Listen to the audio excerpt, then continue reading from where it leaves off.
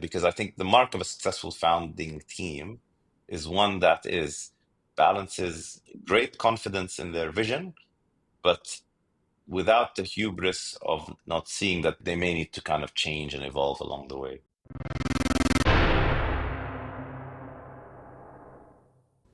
That was the voice of Khaled Talhouni, managing partner and co-founder of Nuwa Capital. I am your host, Ali Zwail, and this is the Startups Arabia podcast, where you learn about the Arab startups ecosystem from the best founders, investors, and operators in the region. My guest today is Khaled Talhouni. Khaled is the managing partner and co-founder of Nuwa Capital, a VC firm investing in early-stage startups across the MENAPT region, operating out of Dubai and Riyadh. He has managed over 150 early-stage deals with a total AUM exceeding $300 million and has successfully exited over 15. With deep expertise in venture investing and portfolio management, he plays a key role in shaping the region's startup ecosystem. Enjoy this deep dive into his insights in the industry and some of the war stories from many of his investments.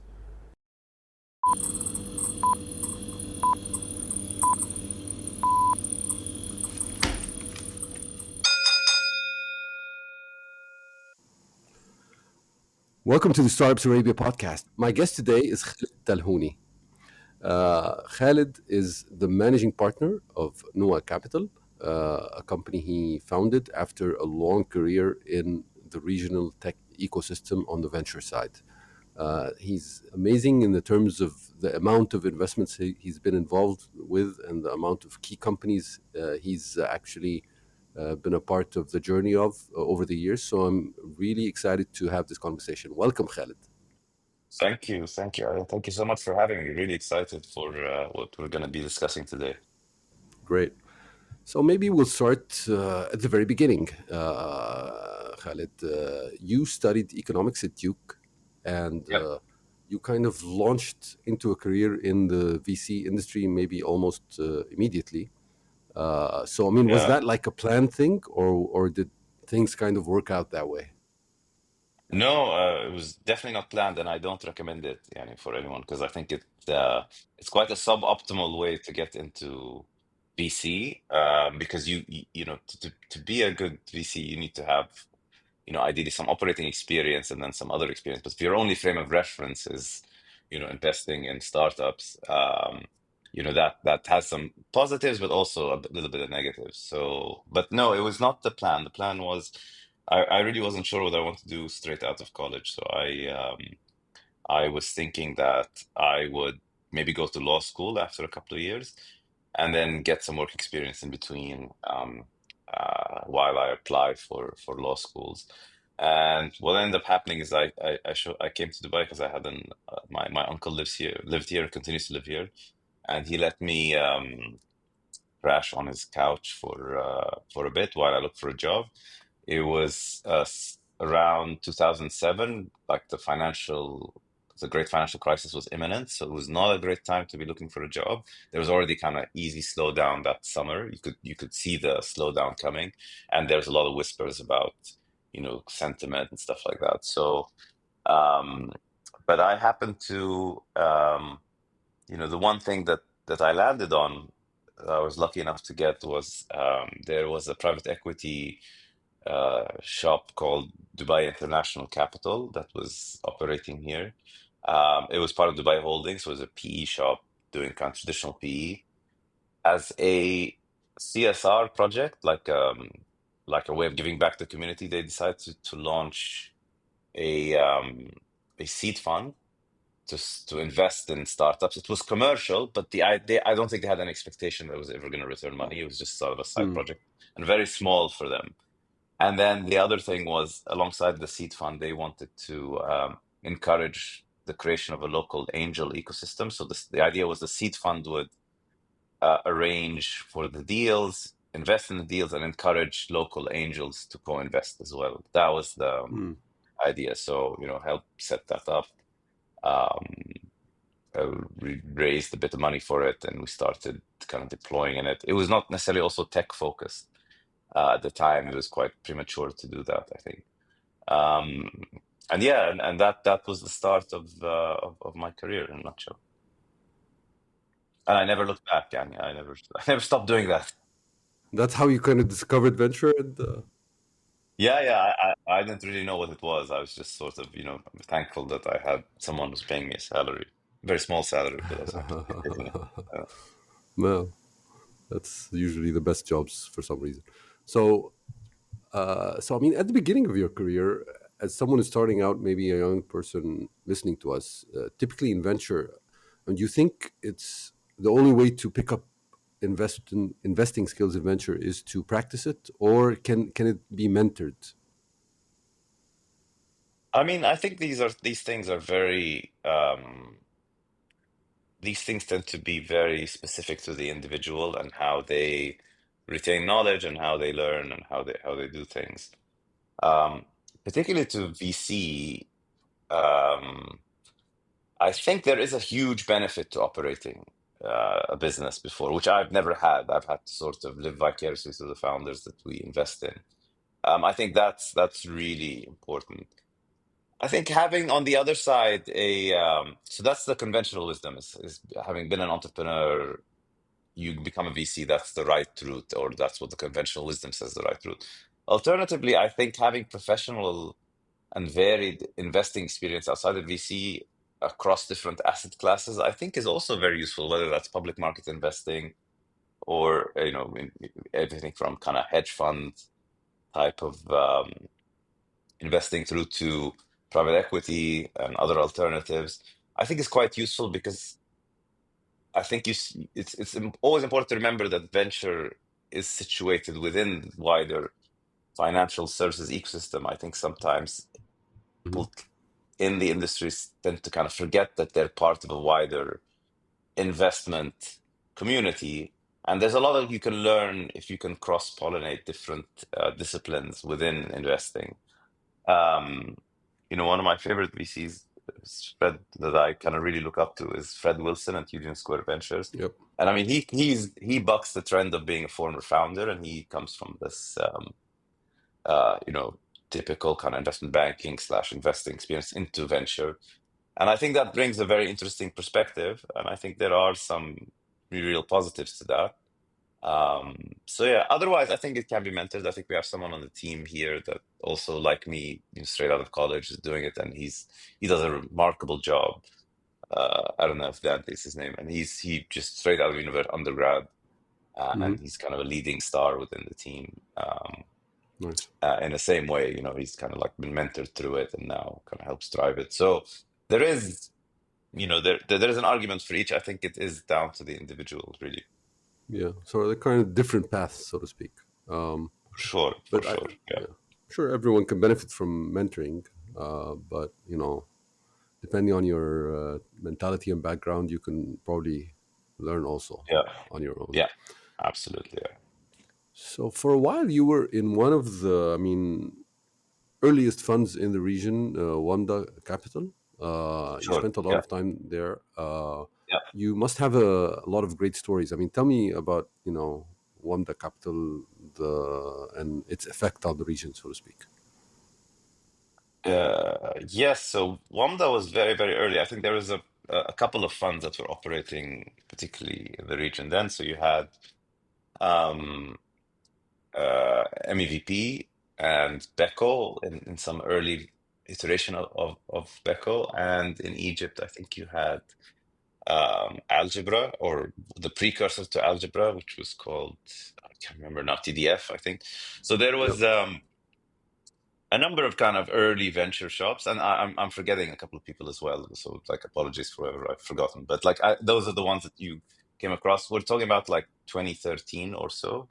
I mean, before that, there were venture investors. I mean, I was at a place called Accelerated Technology Holdings in Jordan for a year that was doing this. But it was not a kind of a traditional fund. And then from there, in 2010, I worked for Abu Dhabi, for an Abu Dhabi sovereign entity called 254, which had $100 million, I'm gonna call it media tech fund. Hmm. So you had iterations of this, but like in terms of like a formal GPLP structure, in the sense that we would recognize today and is typical of venture firms globally. that started happening around 2012, 2013. So I joined Wamda in 2013 to help set that up, the first fund there, and have and spent about 8 years there, more or less. So yeah, that's the story of the one of the first kind of, and at the time largest venture funds in the region. It was a $70 million fund.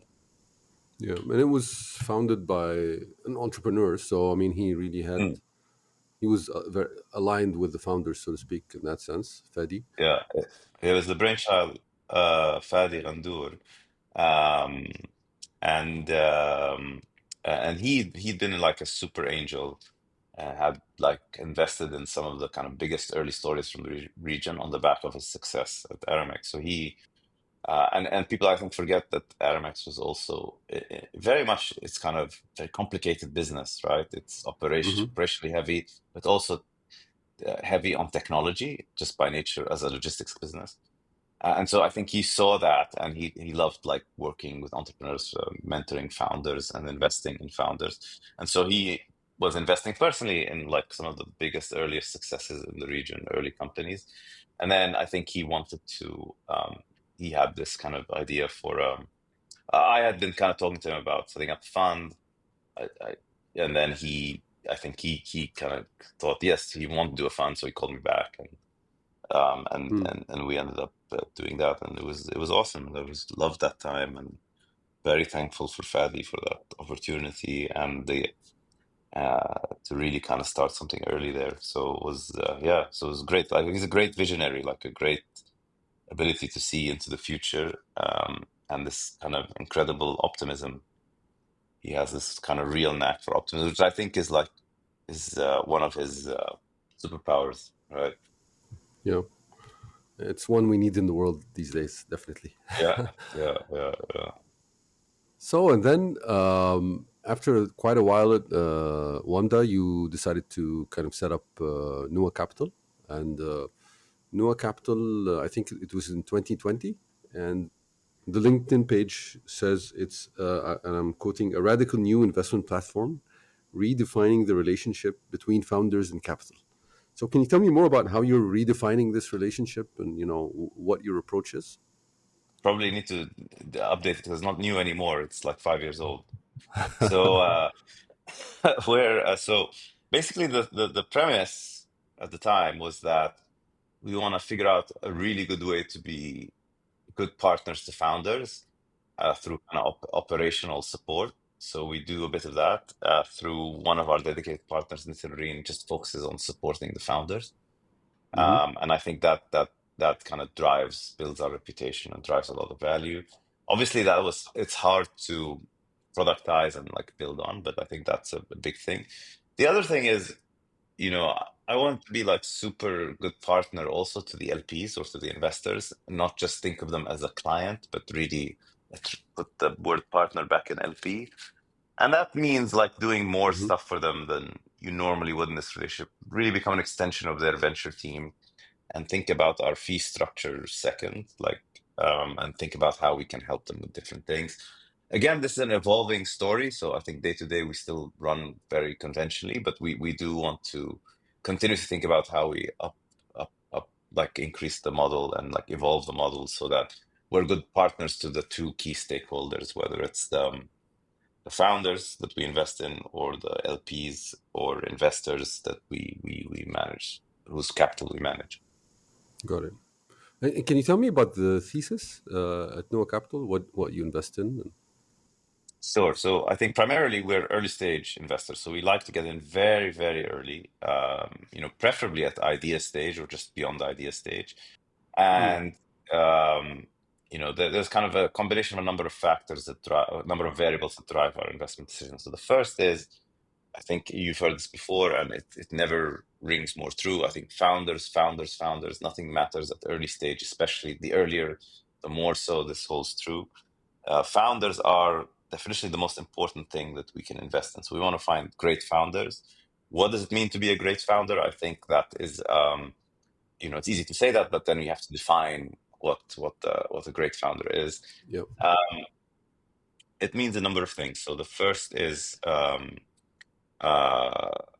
we isolated some of the variables that we've seen to be in the past have yielded great founders. If we took like the top 100 to 150 um, best companies by outcomes, whether that's valuation or exit, etc. And we sort of tried to isolate some of the characteristics of the founders.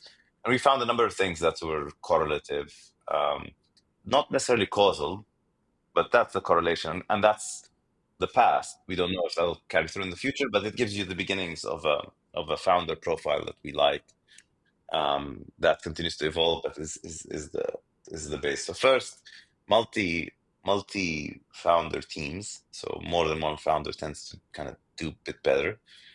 Two, we like mid-career professionals, not kids straight out of college, even though there are some good examples of that working. But we want people who are, but between 28 and 35, even older is better. Um, and then people who have like blue chip experience, um, who have worked for, what you would typically look at as like blue chip corporates or large organizations in specific industries or in consulting and investment banking, but but interestingly in consulting and investment banking haven't spent in those professional services, didn't spend over 5 years there.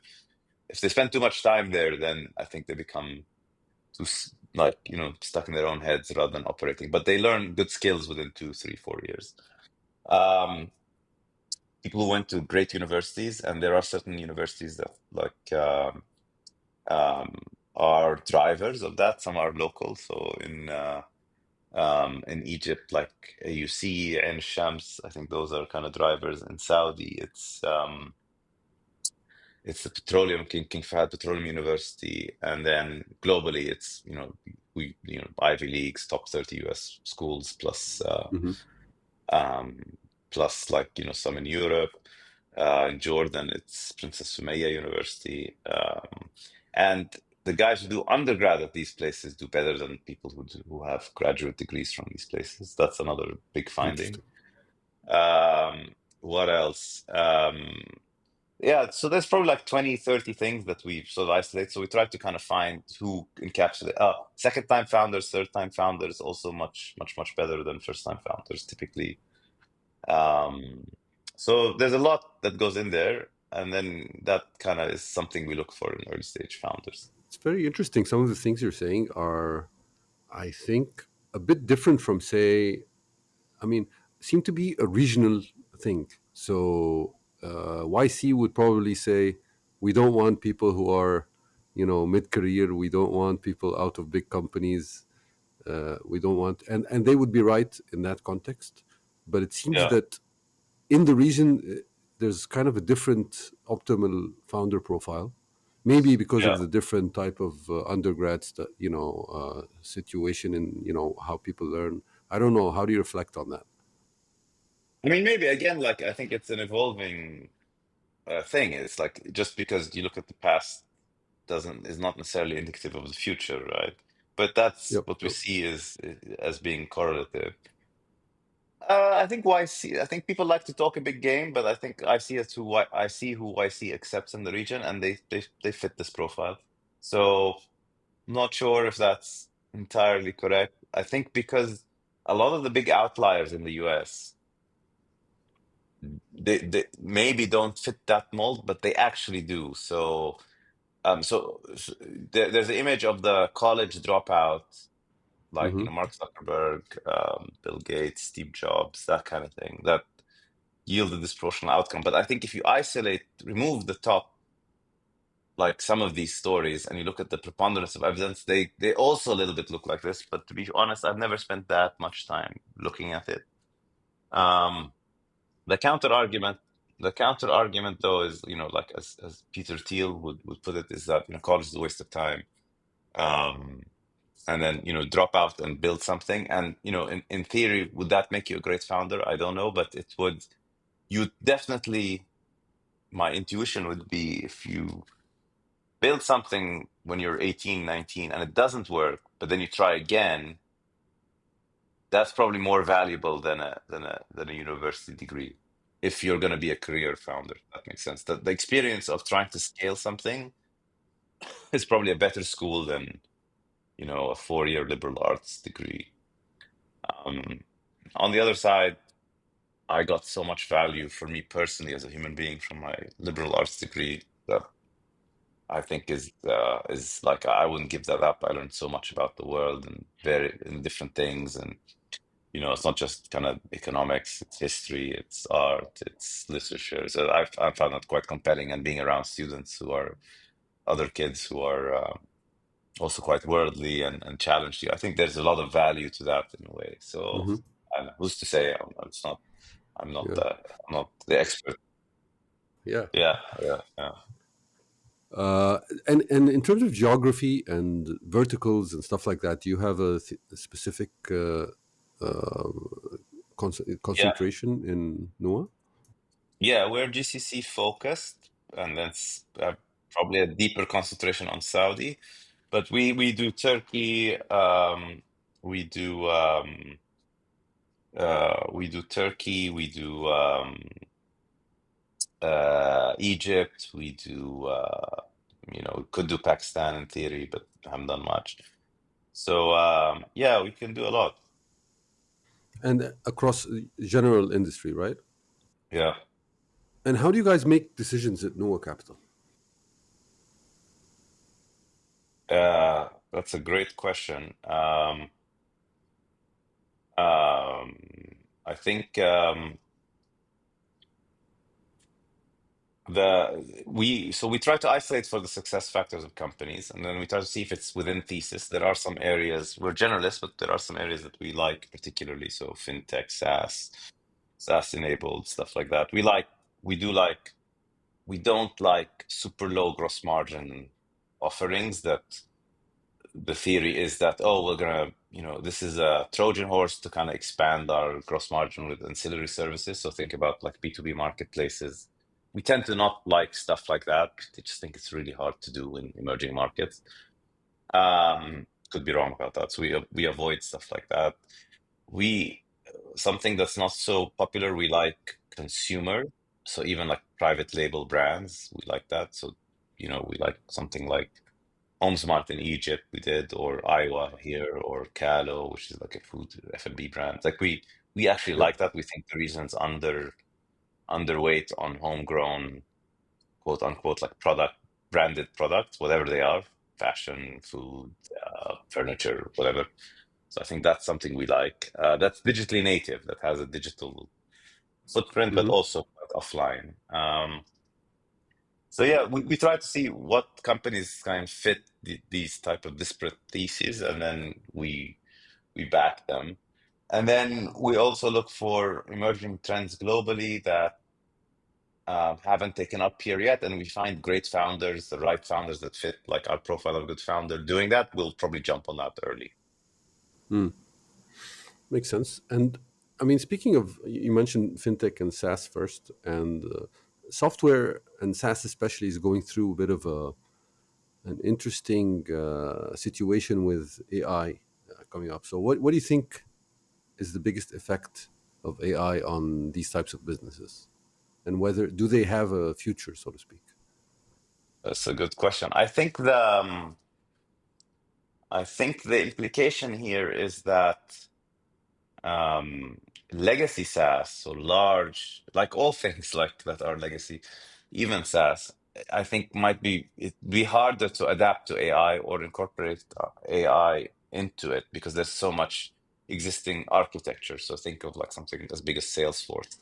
It won't be Hmm. easy for them to kind of, I mean, they're going to do it because they're a great company, but the way I think of it is a bit different in terms of like startups. It's not like binary SaaS, AI, non-AI. It's actually like SaaS becomes AI in a way. It's just a different formulation of how to offer the service. But it is SaaS. Hmm. It's like a form of software as a service.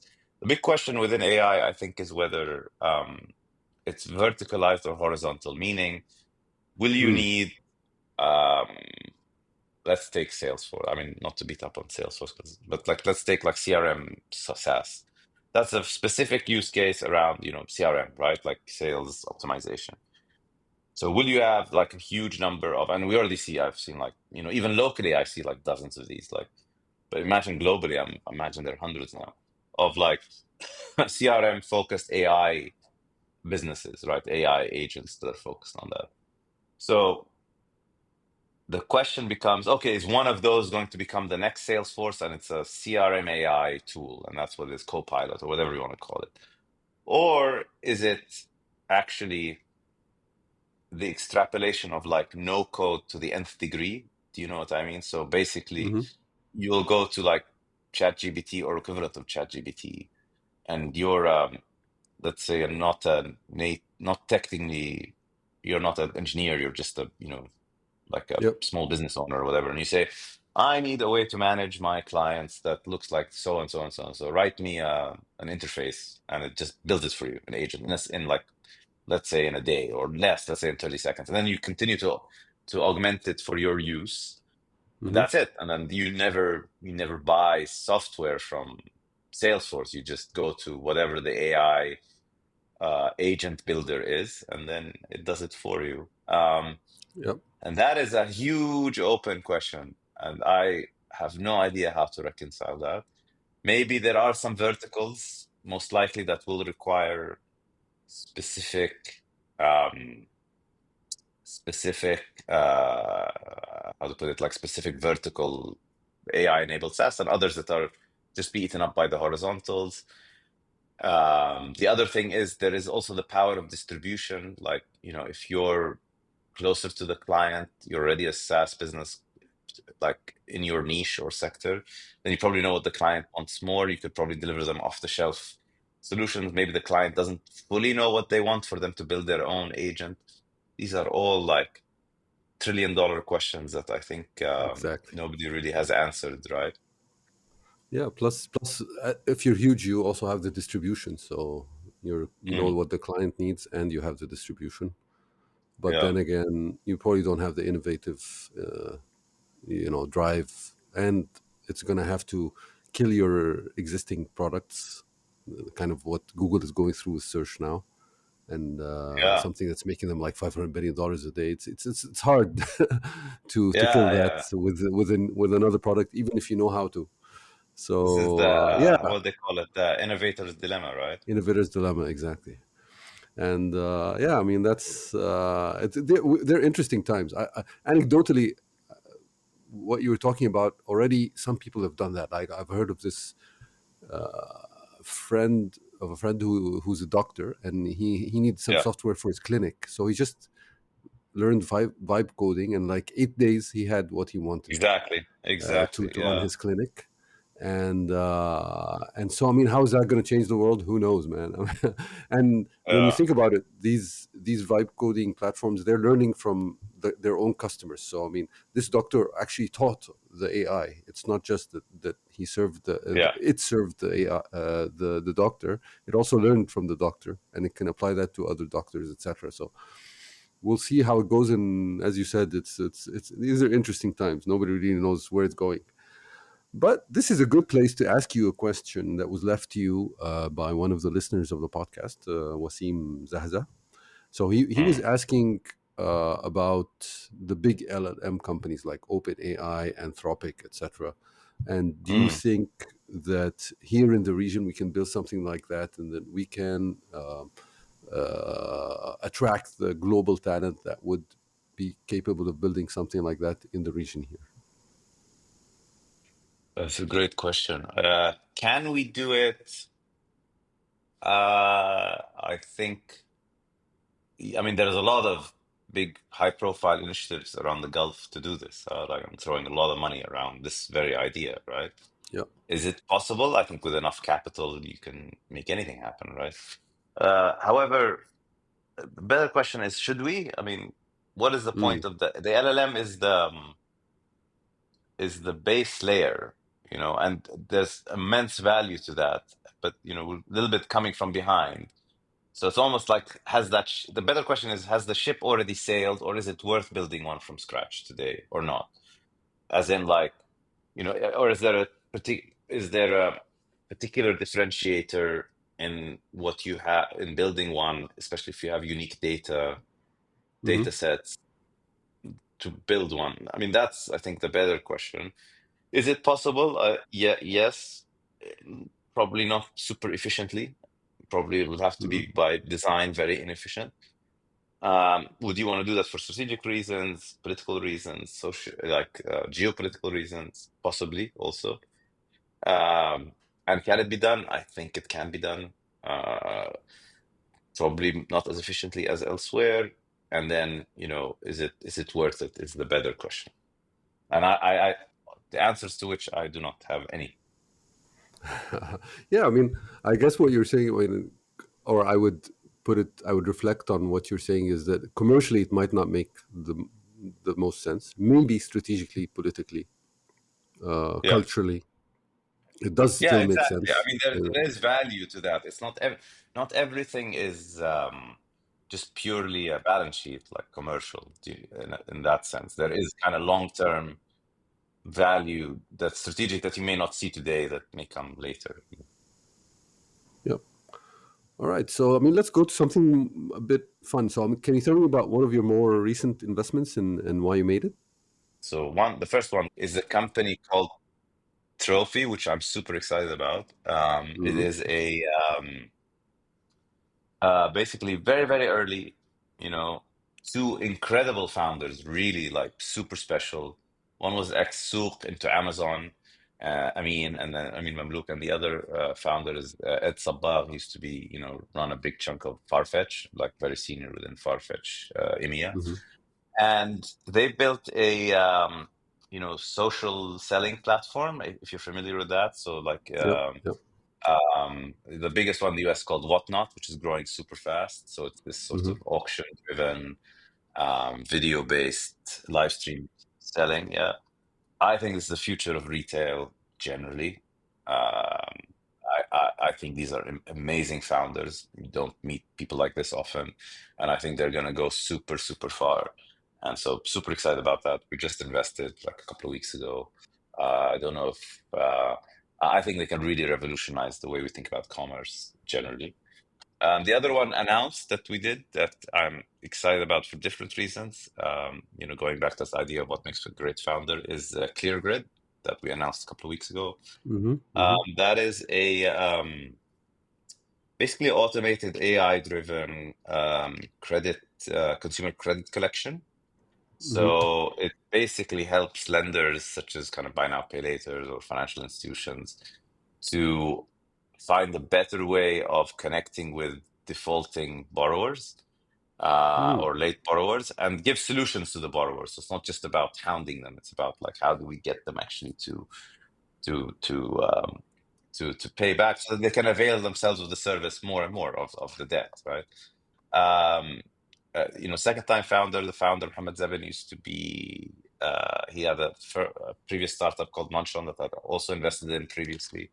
A big believer in what he's building and in him more than anything. I think he's a remarkable founder that I think is destined to build great things.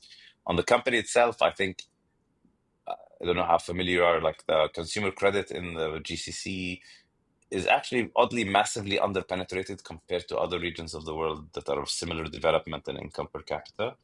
Just Hmm. credit card penetration is super low.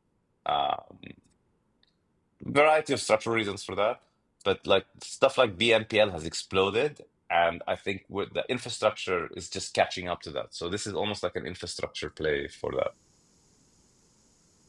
Yep. Yep. So that's something I'm really excited about. Yeah, Yeah, and I think it's a great testament to you that you're like trusting the founder that you've invested with before yeah, to take it all the way the second time, and still believing in him. I'm sure he appreciates that. yeah. We have a few of those. I think that's a good way to.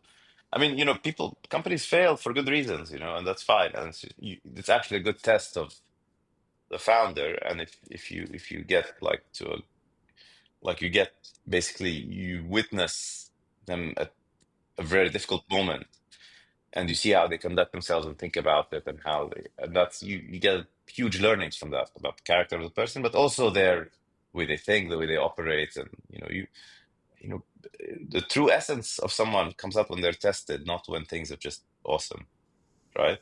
Yep, exactly.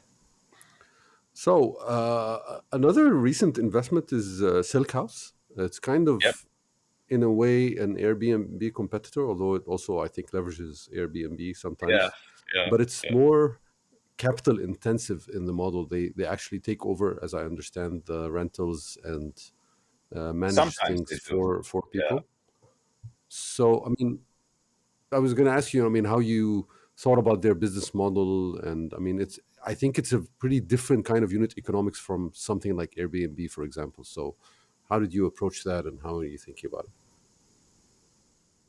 Um, yeah, so basically, we think it's actually because of the rise of the type of like Airbnb and similar businesses, we thought that Silk House was a great opportunity. Basically, we think that more and more landlords, owners want to monetize their property through those types of platforms, and maybe they're not well equipped for it. And so, what Silk House does is really make these properties leasable in a way that's easy for consumers, and with so serving both the consumer, the tenant, but also the landlord. So they, in some cases, they take over the lease, but moreover, they just kind of share the revenue with the landlord.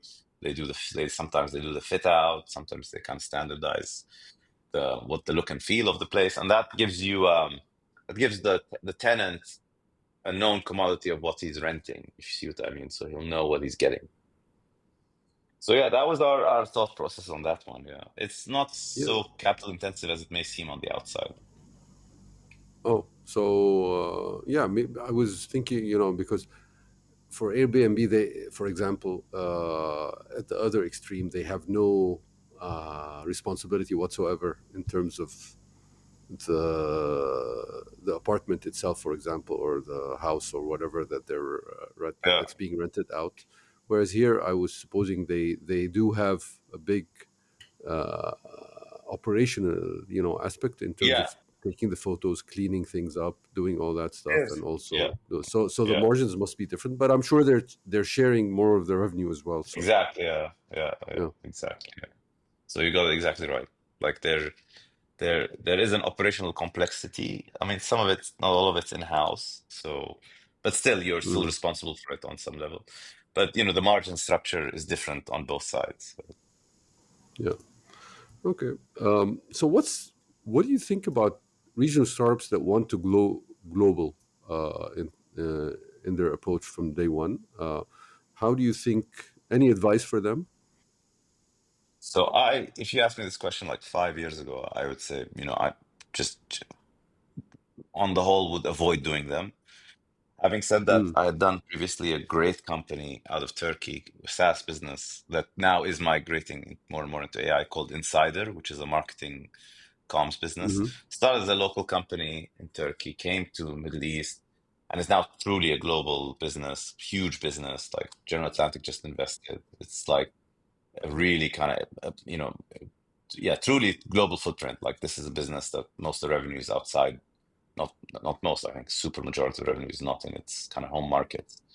Um, and that was kind of the first proof point for me of it being possible. One thing we were talking about AI is that one thing about AI is that it allows hyper efficiency and acceleration of scale.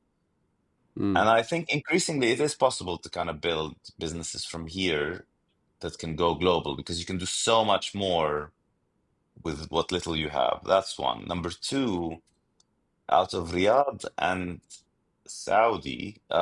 sorry, and Dubai, you are seeing truly global talent emerging here that are living here anyway. So these are back to our founder profile, mid-career professionals, etc. But we're seeing that profile of the best globally, particularly in consumer internet businesses. So you'll see, we haven't announced it, we just invested in an ex-Meta um, executive who was, pretty senior within the organization, mm, and he happened to be here in Dubai.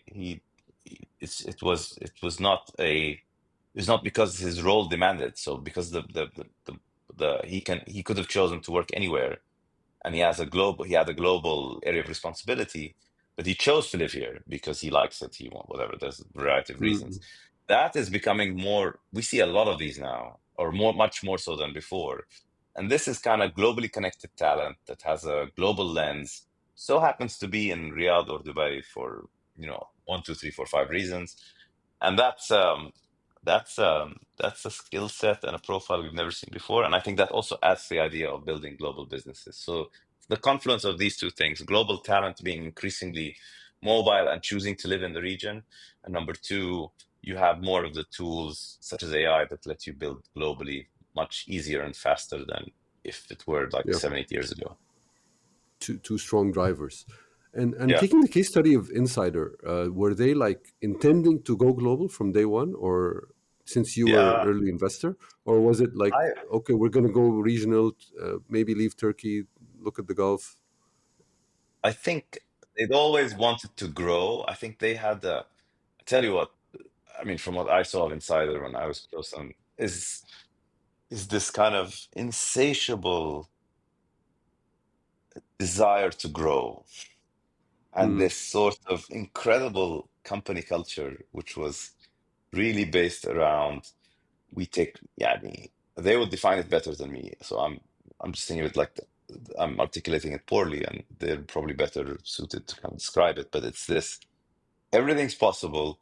We're gonna do whatever it takes to grow, and it's a mm, machine. It is a well-oiled, incredible machine. Like I'd never seen anything like this. Like it was, they would just parachute in small teams into new market, get it up and running, go, go, go, go, go, go, go, go, go, go. Like it really was something else, and on the product side, it's the same thing, just on building the product. And on the sales side, it looked like that. So I think it's mm. just I think for Insider, it was all culture. It's just all just like it was not so much I'm Raw gonna go ambition. global. I'm raw, unadulterated, like ambition to the nth degree. Not so much about, and maybe they'll tell you differently. I'm not sure if I don't think I've ever had this conversation with the founders.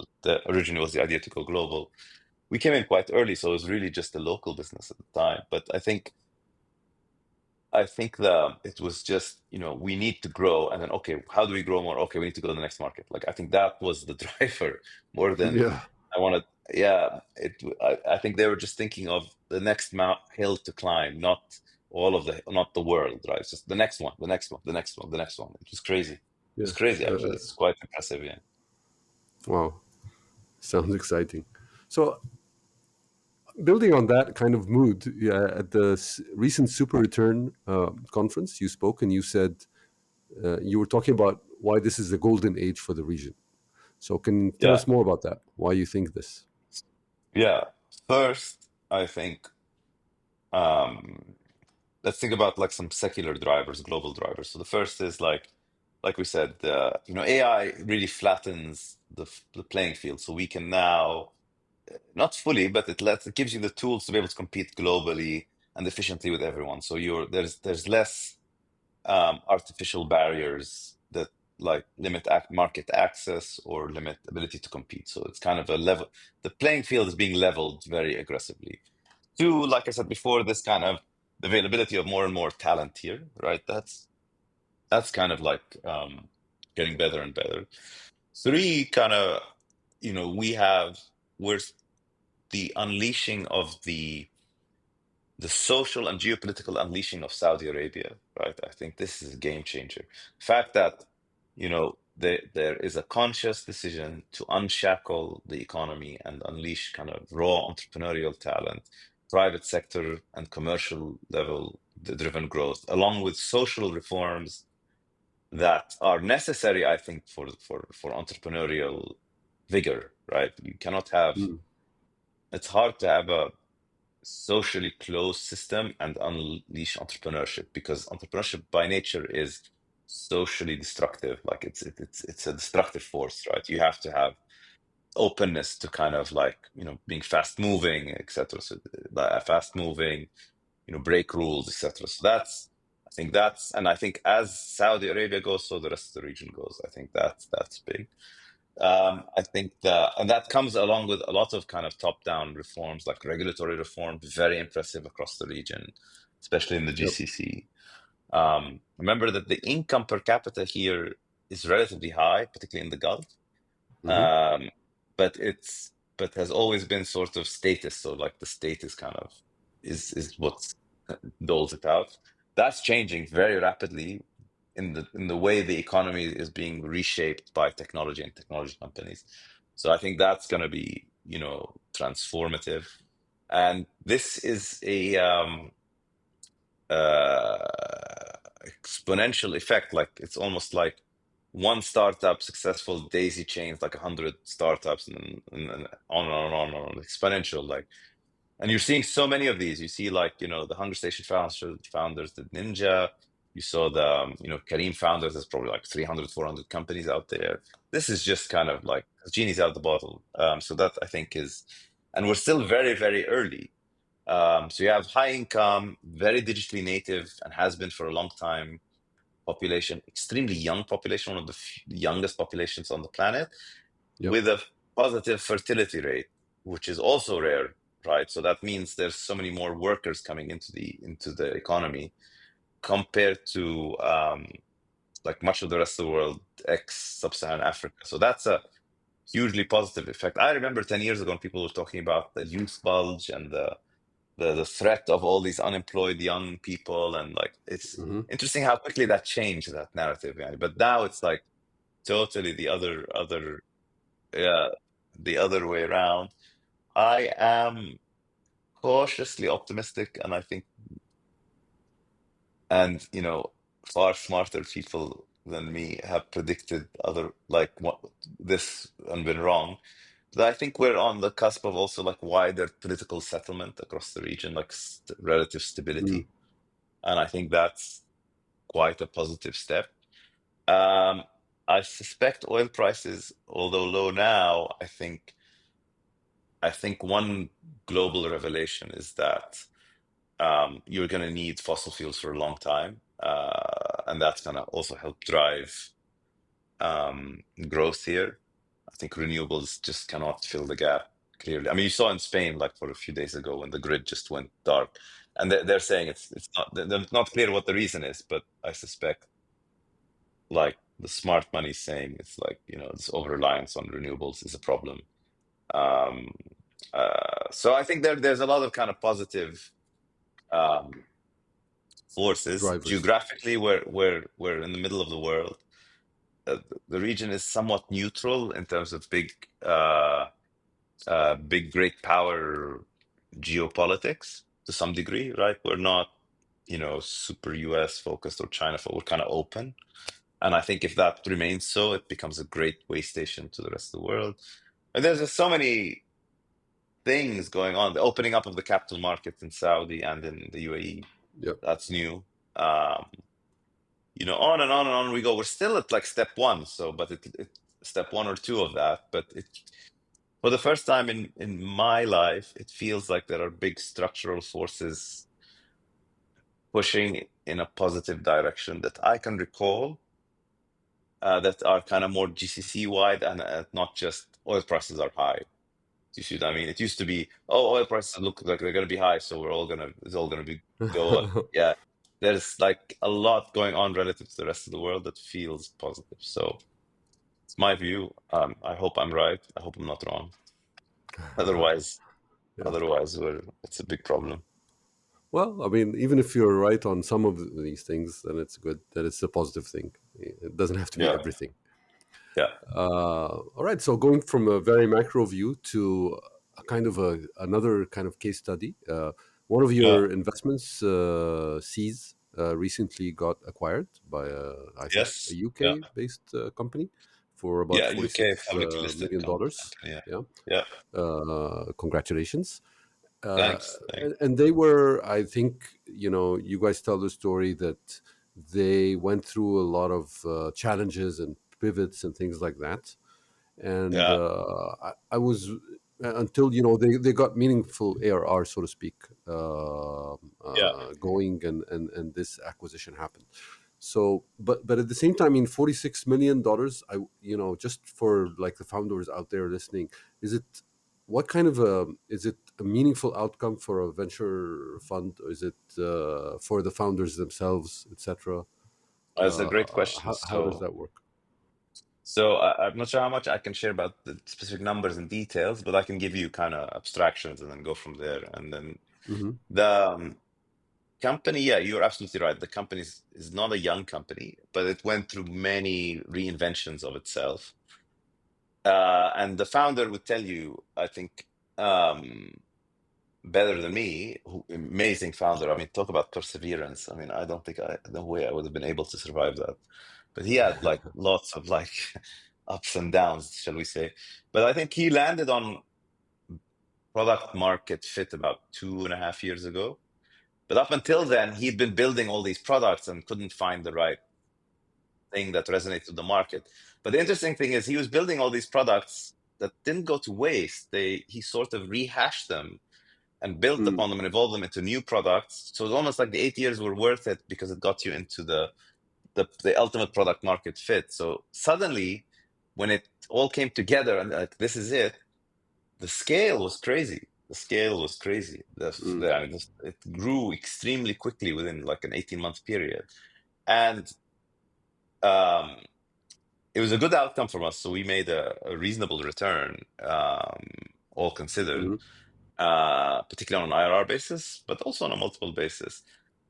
Would I have liked personally, and Tarek, founder, knows this, if we had not stalled and stayed like another 3 4 years, 3 years, I would have loved that because I could clearly see the direction of Mm, travel. Like it was crazy. Like we could have had like a much bigger outcome. But I think the reality is for the founder, I mean, it's been a long, very bruising journey, and I think he wanted to kind of just close this out, and we respected that. Yani, خلاص, like if ultimately he's the driver, yep, we're just the passenger.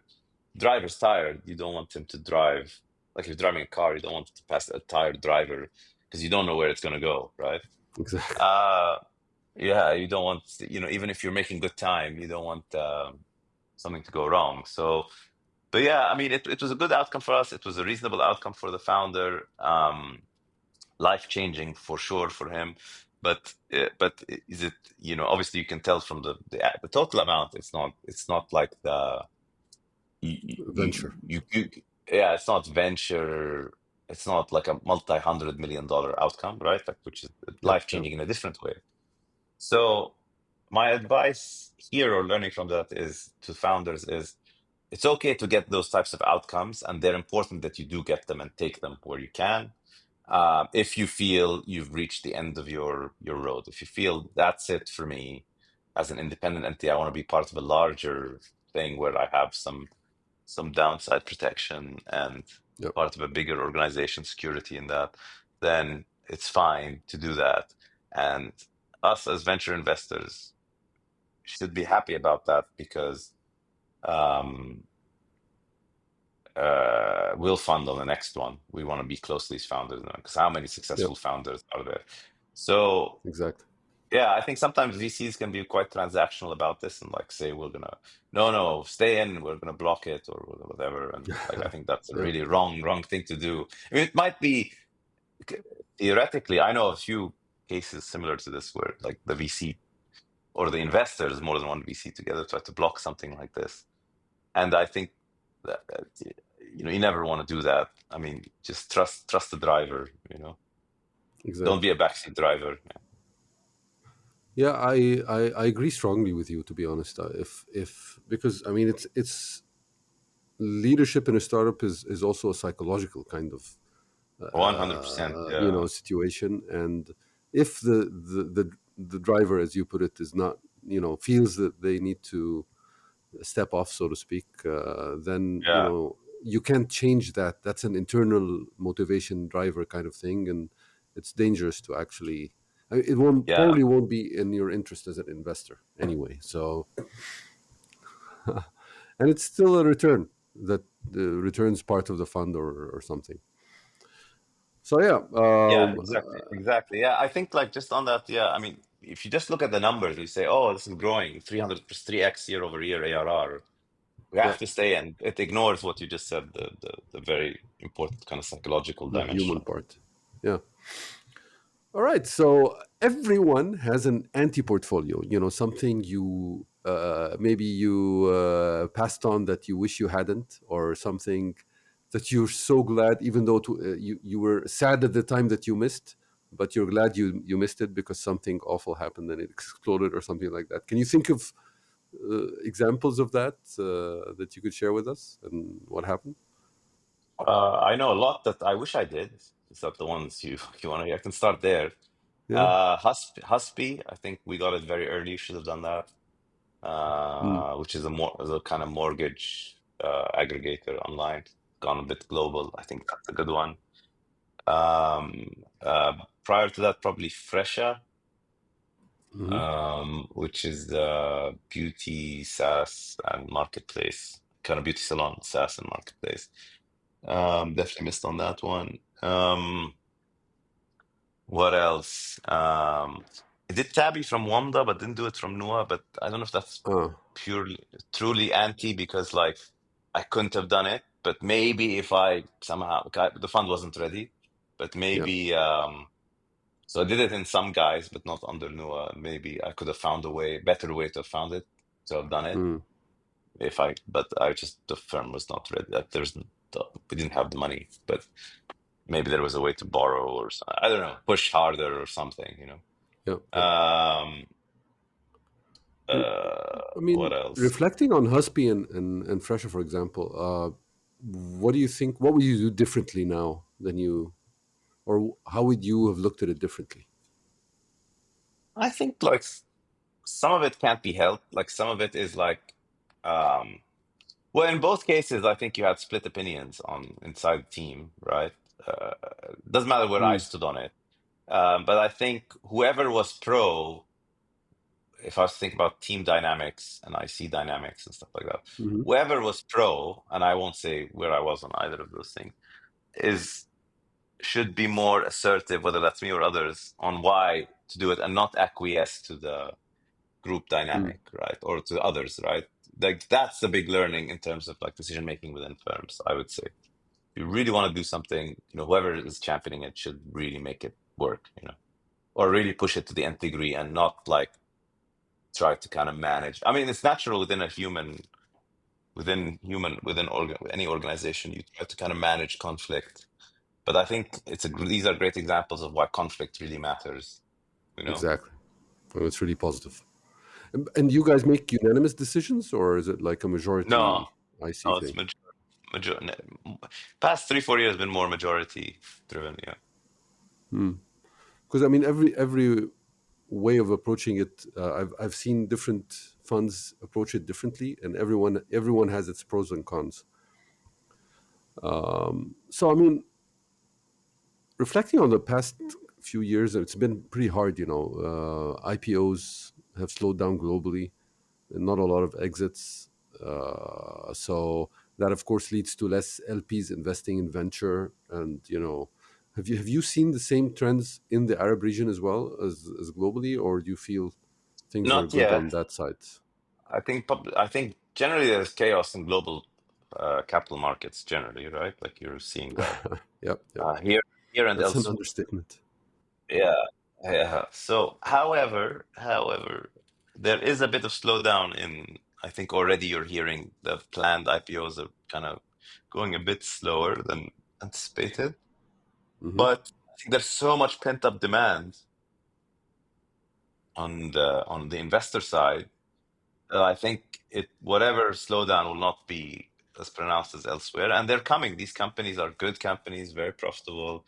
There's a lot of demand, investor demand to kind of grab this, and so I think it'll come and come and come. And why more so here is because you have to remember that forget tech for a second. Like so much of the corporate wealth or corporate value in the GCC, particularly, has been privately held. Like the largest companies here are all private, like have been increasingly with multi-generational inheritance. And this is changing where you know, the shareholders want to realize some wealth, and governments want to push the opening up of this value. the regulatory environment is much improved for this. And Mm-hmm. lastly, um,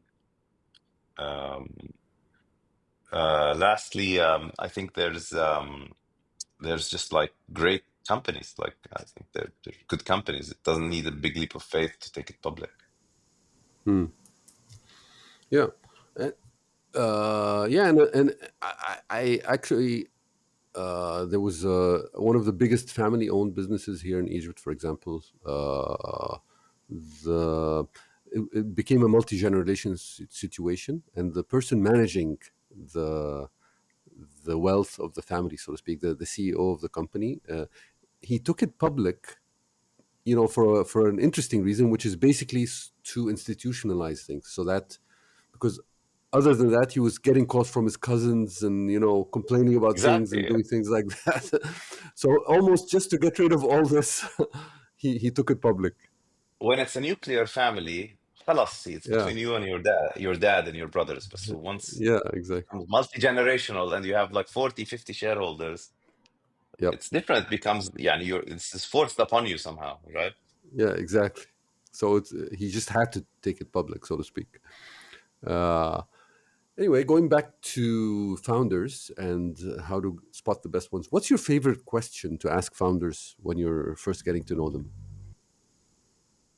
I like to get to know them like as people more than anything. And sometimes I think people get a bit like weirded out by my questions. So I like to ask them like why where they ask them I'm actually more quiet when they talk about business and more ask them about them, like where they grew up, what did they do, what where they went to school, what university, if they why they studied this, why they did that, like why they moved here, stuff like that. I'm curious to see how they think about things. And then beyond that, I'm curious why they chose to enter this particular business. Like that's almost like the most important question. Like why this for you? Why is this important? Why is this the problem you want to solve? And how do you want to solve it? It's like that's almost I'm within that, I'm curious to see if they are thoughtful in their answer, but recognize confidence in their solution, but also open to these are contradictory things I'm saying, but like also open to um, evolving their idea, because I think the mark of a successful founding team is one that is balances great confidence in their vision, but without the hubris of being not seeing that they may need to kind of change and evolve along the way. That's the big thing that you look for, and I think it's a instinctive. I don't think I could say I'm looking for this word or what. It's just you feel it, and Mm, that they have the confidence to kind of stick to a vision, but they're also able to recognize when it's not working, or shift gears or evolve or pivot or whatever. Yeah, that's yeah, the big balance. Yeah, that's the magic formula. yeah. I mean, and I don't know how you measure it. Just you just feel it, and sometimes your feeling is really wrong, but like you can feel it. Sometimes though, you can really feel when it's off either way. If Yeah. somebody's if you kind of challenge them something, it's like, okay, yeah, actually, we'll change it. Like, what? No, you shouldn't change it. Or it's the other way around, where Yeah. it's um they're like just not receptive, right? Like to a contrary idea. There's some Yeah. sort of wonderful sweet spot there that I think is the mark of great founders. I've never, but I cannot like describe, Quantify it. Yeah. quantify it really. So So, and can you like tell me what's the quickest investment decision you ever made? What was like so easy? this one trophy we just did, I think that was probably quick. I mean, Mm, honestly, like I can usually it's my personal decision, but then I need the firm to kind of come along with me or disagree with me. I probably know within 15 minutes, mm. 20 minutes whether I'm investing or not, or I'd like to invest. But that doesn't mean Instinctively. we as a Yeah. firm invest or not. Right. Sometimes it goes against like my personal instinct, or often it does actually. But I think like making a full-fledged decision, I think this last one trophy, I think we did it within half an hour. Nice. Yeah, I think social commerce is so compelling. It's been around in China for Yeah, quite a while. And it's starting to make entries into the U.S. market. So I mean, yeah, and it's the way Gen Z operates. So it makes yeah, sense for yeah. the new And given the generation. young, and because, like we said, like the Yeah, population of the dynamics region, here the are a certain way. demographics. Yeah, Yeah, and there's income in the GCC. Yeah, let's see. I want to say Clear Grid is the other one. Actually, two ones we talked about. When Zebin talked to me about the idea, I was just like, "Yeah, we're doing it. Like, let's go. where do we write the check?" We- And you're like, "Yeah, yeah, I mean, you already know the founder very well. So I mean, it's only just if the idea is okay, then let's do it. yeah." Another one we did, which is a more global business, is to tie many themes together. It's not announced, but I think I can talk about Mm, it. It's a company called Balio. So and this relates to many things we talked about today: AI, global, and global talent. hmm Company based here in Dubai, but the founders are, really kind of have worked at, have had like startup experience, but also investing experience globally, not here in the US and in Asia. And they happen to be here for a variety of reasons. They set up a business that's similar to Constellation. If you know Constellation, where Constellation Group, these acquire I small think, SaaS business. They acquire yeah, small SaaS yeah, businesses, yeah, yeah. I know them. and Yeah. they acquire Mm, smallish SaaS businesses that are very vertical focused, and then they make them much more efficient and grow them. And so yeah, and they use AI in a big way to interesting. both find the companies and make them more efficient. That was Mm, like also decision made on the spot. They're in our building also, which is funny. yeah. But yeah, they decision made on the spot. Um, the the reason was, I think, no, it's not the reason, but like it's a funny story. The name of, I think, so I was asking them why the name of the company, which is typical type of hmm question I will ask. Uh, Yeah. and um, and he said, well, we said it's Balio, Balio. We wanted to call it Balios, and I was like, yes, the name of Achilles' horse. And they're like, yes, how do you know that? I'm like, yes, okay, I like it already. Like, you know what I mean? But they couldn't use yeah. Balios, didn't sound right or something. So they went with Balio. And I'm like, I like it. I love it. Let's do it. And that was, the meeting started on a very good foot. Yeah. But yeah, that's a good example of like combining AI, global talent, and going global. Got it. Yeah. It sounds very exciting.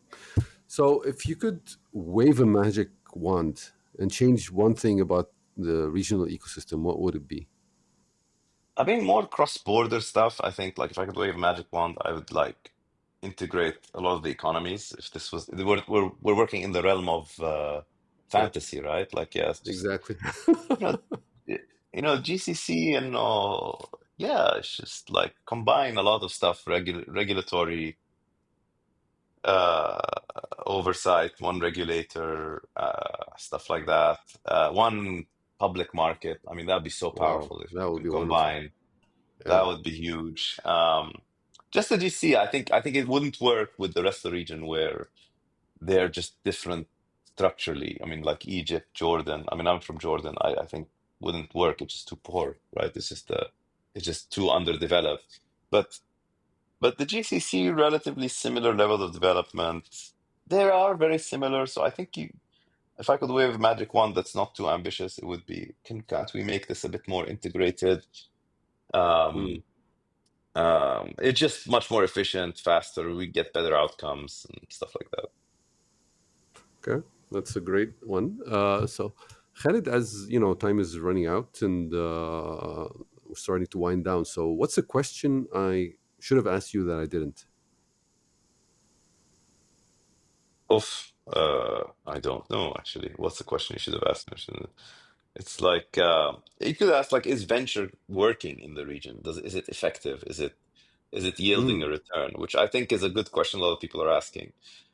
Yeah. And I think yeah. So are people who invest LPs or asset allocators or whoever is it working for them and is it working for founders? Right. I Yeah. think for founders, it's working more and more. I think like, it is the best way to get funded. It's hard to get funded with like bank debt or, like angels or whatever. Um, for LPs, you know, I think the nature of venture is like of tail end outcomes. The best founders get the best outcomes, right? So it's like a power law type of thing. It's the same with funds to some degree. So if you average out the Mm. asset class and say $1 billion venture dollars went in, but it only yielded 20% return or 15% return, it's not beyond the S&P 500. I think you want to look at the top 20th percentile, just like you look at the top 20 companies, not at the class. So it's actually the best managers capture most of the things. So stuff like that. I think people are thinking about this in an environment where interest rates are higher and there's more of an appetite for risk. There's less appetite for risk on type of Hmm. assets. So Yeah, and it's of course illiquid, so that's also something that's challenging, especially for regional LPs who are not yeah, used to yeah. it. Not used to that type of thing at all. So there's a lot of stuff within that. Yeah. Yeah. All right, so let's wind out with a quickfire question. What's a book you like to recommend to others? For what? Anything or Yeah, book that you like to share with people. Could be anything. Doesn't have to be. Could be about Achilles' horse if you like. yeah, you can read the Iliad. That's a nice Yeah, the pretentious Iliad. answer. Good pretentious answer that. Good books. I like business book. Is pretty normie answer. Really good business book. I like is actually big fan of is Nike. Is the story of Nike. It's called Shoe Ah, Dog. Phil Shuda. Knight's Yeah. great book. Yep. Great book about because it's less a business book and more a story of like this guy who's just like the founder who just really wants to Hmm. make it work. I'm a big fan of, and then on the fiction side, I'm a big fan of the Ian M. Banks series. It's called The Culture. And these are the series of about 10 books, if I'm not mistaken. And the novels, they're set in the future. They're about post-scarcity societies. Actually, these are really old. These books were written in the 80s, but they're about like a future civilization dominated by AI, but in a good way. AI. And it's very interesting and like thought-provoking and beautifully written. I'm a big fan of those novels. I'm gonna seek them out. So how do you unwind and how do you stay energized? I go to the gym a lot and I walk a lot. So I go to the gym almost every day if I can. And I walk 10,000 steps a day,